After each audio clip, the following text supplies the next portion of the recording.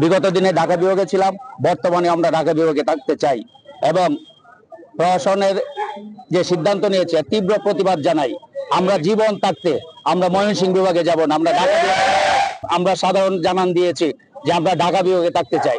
তারা যদি এই সিদ্ধান্ত থেকে সরে না আসে, সামনে হরতাল অবরোধ সহ প্রয়োজন বোধে নিজের জীবন দিয়ে লোক আমরা ঢাকা বিভাগে কিশোরগঞ্জবাসী সিদ্ধান্ত নিবে তারা কোন বিভাগে থাকবে।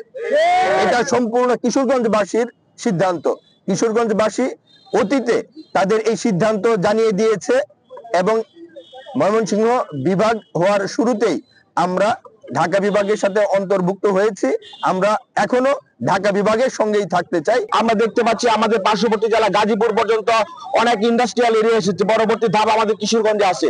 আজকে যদি আমাদেরকে ময়মনসিংহের সাথে অন্তর্ভুক্ত করা হয় তাহলে অর্থনৈতিক ভাবে আমরা অনেক ক্ষতিগ্রস্ত হব।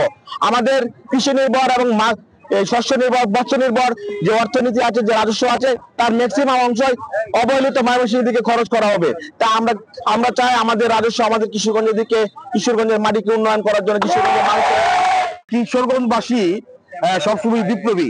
তারা সবসময় বিপ্লব করে আন্দোলন সংগ্রাম করে তাদের অধিকার আদায় করেছে।